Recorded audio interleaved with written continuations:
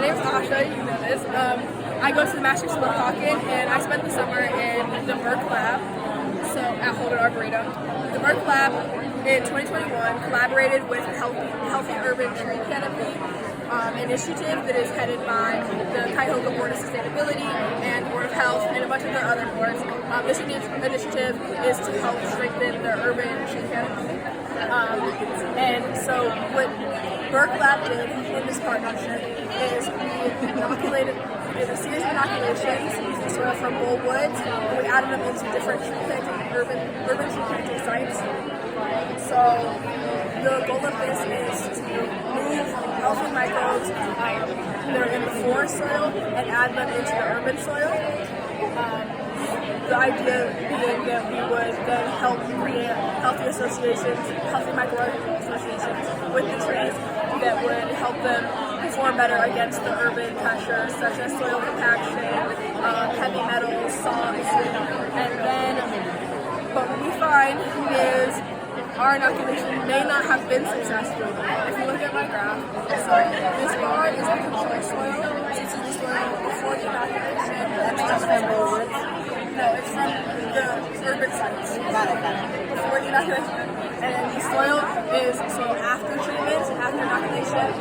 And then we have the inoculated soil, so it was added into there. So we look at the control soil and we see there is a variety of different fungal species. This meaning that in those urban spaces there's already communities that are there. Leading to question though, are they thriving or are they kind of like just still leftovers from what used to be there? And then also realizing that the control is very similar to the soil after the inoculation. So did our inoculation not work, or is it just they were already there and we're just adding more?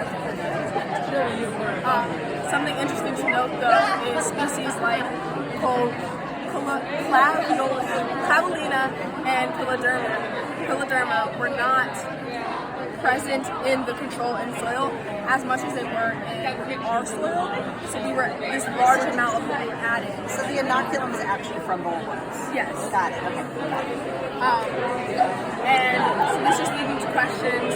Obviously, it could just be the inoculation didn't work, but it could also be they're very sensitive genre. So something in the soil is causing them to not be able to live and thrive there, which then they just aren't present when you go back to looking at the soil. Something interesting is Piloderma, Clavulina, there's very little research done on mycorrhizal genres because they all seem to just be the same. They're all mycorrhizal fungi, so they must all work the same, but they're all very different, which we see like down here, we separated out by site. We see different species are at different levels in different urban sites. Species like Amanita and Tremendous. So Amanita is this sort of orangish color right here, and Tremendous is this sort of green. Their levels are fluctuating between different sites, and so this leads us to know what it is. So of course we look at the soil to see what's in the soil. We looked at soil magnesium. We see Amanita has a very positive relationship with magnesium. As magnesium is going up, Amanita levels are going up as well. And Charmettes is the opposite. As the magnesium levels are going up, they're going down. And then we see the same thing happen with pH. So just wondering the differences between the different genres, knowing that we can't put them all together. Another thing to note though is Amanita is a mycorrhizal fungi and Charmettes is a decomposer. So they have different roles, so they have different ecologies. So just wondering how they are working in those space under those pressures. So all this, just to say, we kind of learned a lot that more research needs to be done into the genre specifically because they are acting different. They are not all the same in one space. And just knowing that when I went to look up Clavulina and I look it up to try and figure out why is this not present, is there a reason it's not there? There's no research on it. Piloderma, the most we know is that it's a nitrogen cycling fungi, so it helps the tree with that cycle. Other than that, we don't know anything about it. We don't know what it's sensitive to. We don't know. We have no clue why it's not showing up, and that's just something we need to continue. As a scientific community. Wow, fascinating.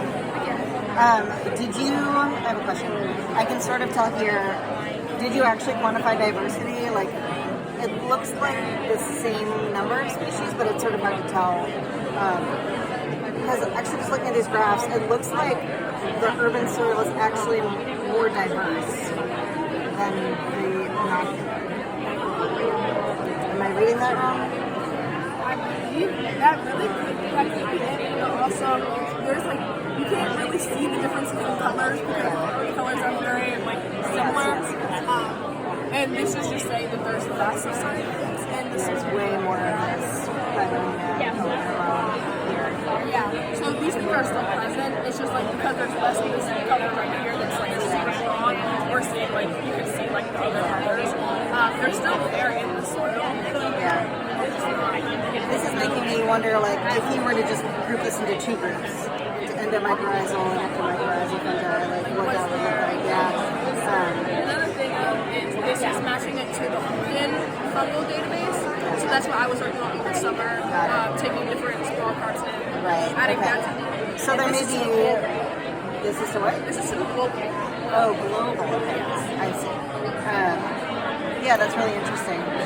So, are there species that you think would be especially beneficial? Like you sort of wanted to move the entire community from the rural sites, legacy sites, into the urban sites. Are there species within there that you think would be especially helpful to the urban trees in order to keep them healthy? I'm not sure because I didn't focus. I don't know. I didn't focus in on the specific genre or on the specific species.